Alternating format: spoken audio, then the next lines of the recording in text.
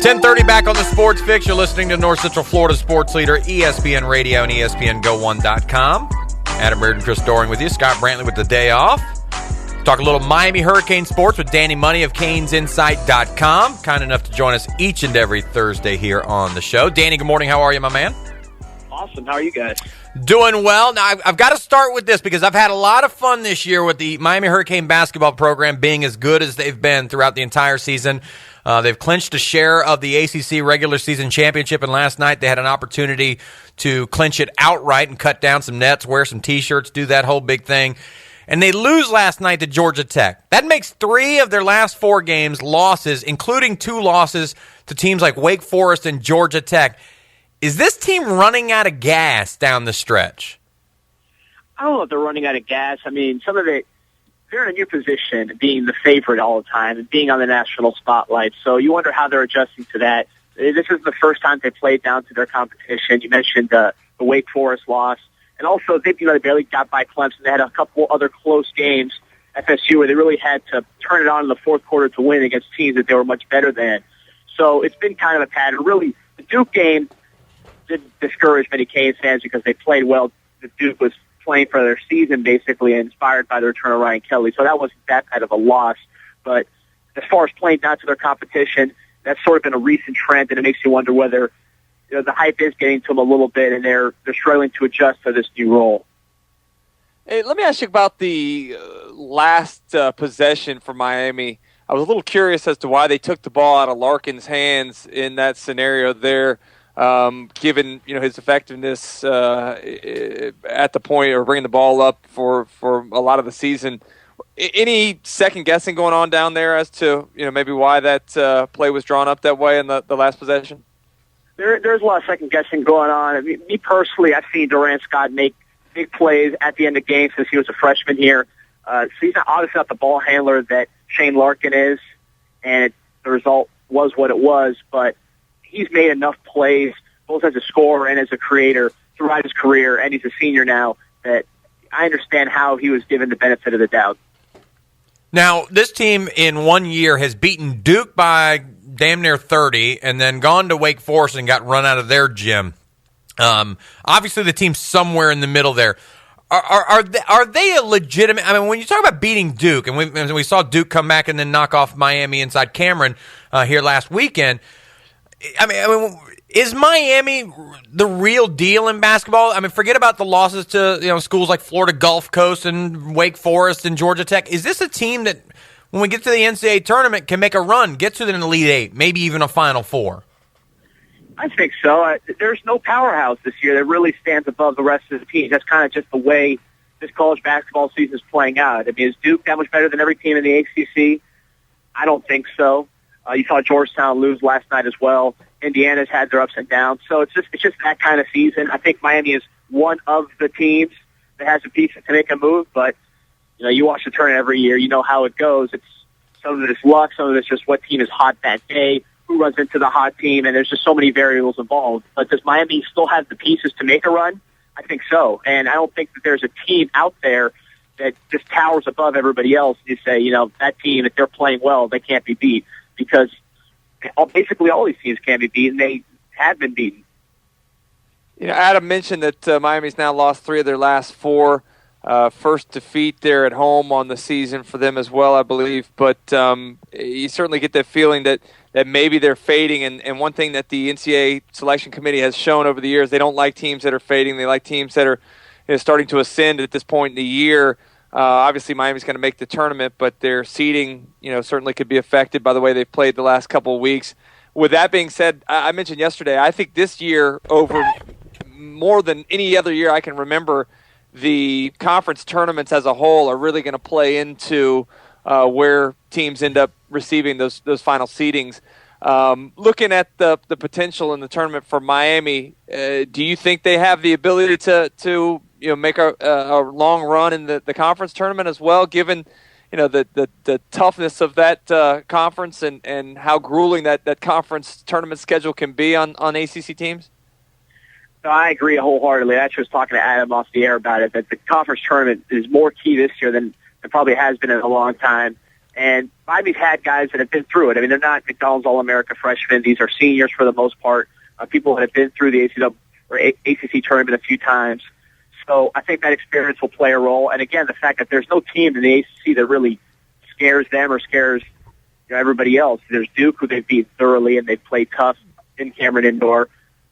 North Carolina, obviously, and then everybody else. I mean, Miami's played all these teams, and they know what they can do, and they know that they can beat these teams. So I don't think confidence will be an issue. They certainly had a few wake-up calls in the past month, so they should be going in there humble and knowing that they can be beat by any of these teams in the tournament. So I think that's really going to be the story of the season, how they perform in this ACC tournament and how they springboard into the NCAA tournament, because with their experience, they should be at an advantage against some of these other teams. It's probably why beating Clemson would be a big deal for Miami, because if you can secure the number 1 seed, that means Duke and Carolina would be 2 and 3, and I guess you would avoid having to play both of them in that ACC tournament. Right now, North Carolina playing as good a basketball as anybody else is inside that conference. Danny Money, CanesInSight.com, our guest here on the Sports Fix. And Danny, before we get into football itself, I know spring practices has started down there for the Canes. I want to talk about the latest from the NCAA Nevin Shapiro love affair. Apparently, new information coming out that the NCAA, one of its investigators, actually wrote a letter to the federal judge in Nevin Shapiro's case, essentially vouching for the guy, even claiming or at least alluding to the fact that the NCAA was considering giving him a job at some point in the future as a consultant type.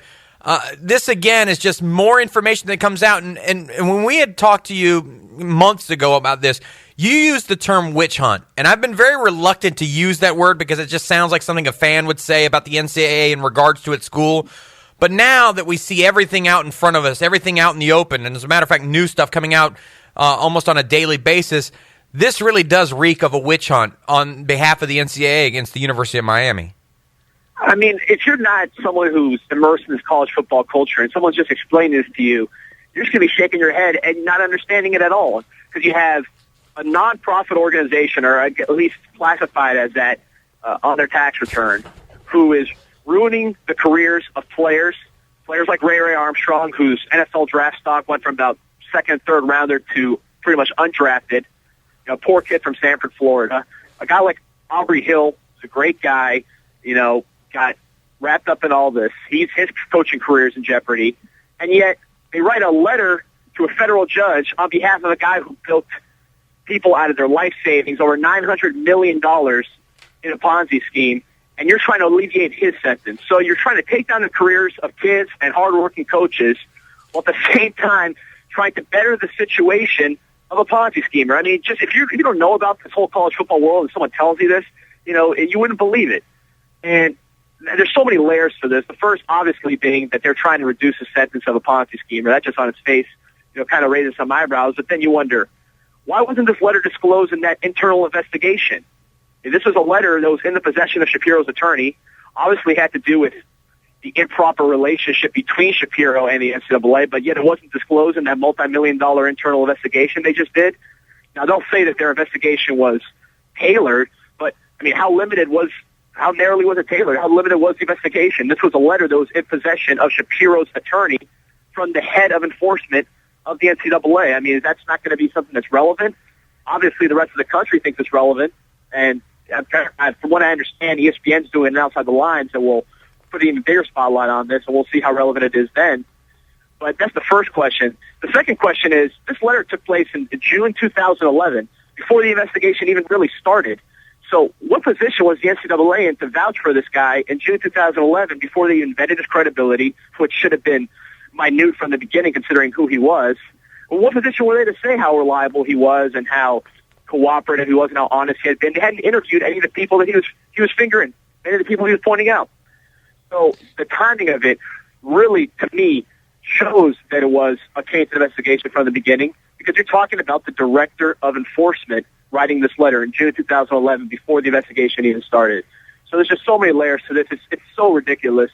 And, Miami fans, I think, are ultimately happy that this kind of went down the way it did, because, their hate for the Gators or the Noles has been surpassed by their hate for the NCAA and that whole culture, that Indiana culture, which they think subtly or not, is racist and biased against the culture down here and what Miami represents. So I think Miami fans are happy to see the NCAA going down in flames, people losing their jobs, people losing their credibility.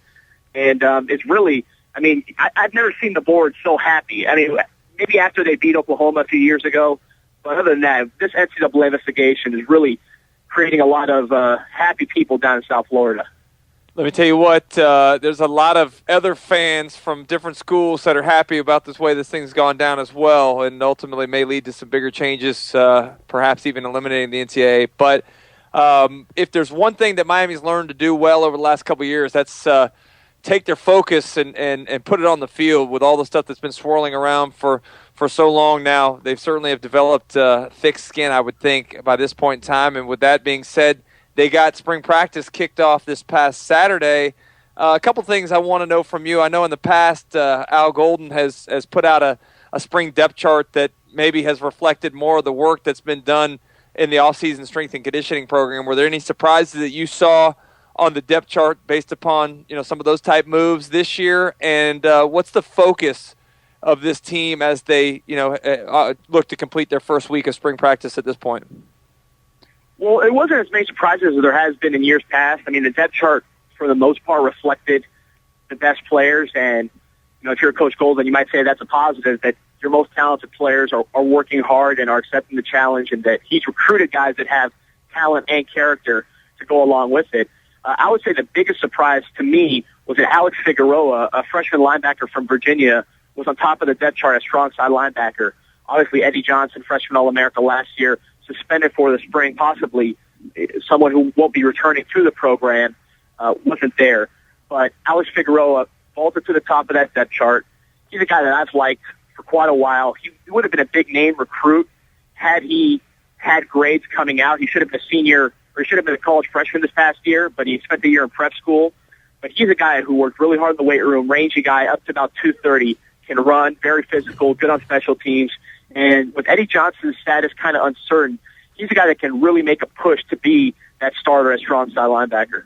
Danny Money, CanesInsight.com. Man, we are out of time, my friend, but we'll catch up with you next week, find out all the latest that's going on down there in Coral Gables, both on the field, on the court, and maybe even in the courts as we continue to follow this NCAA investigation and crazy stuff there from the Shapiro folks as well. Man, as always, Danny, appreciate your time, man. We'll talk to you next week.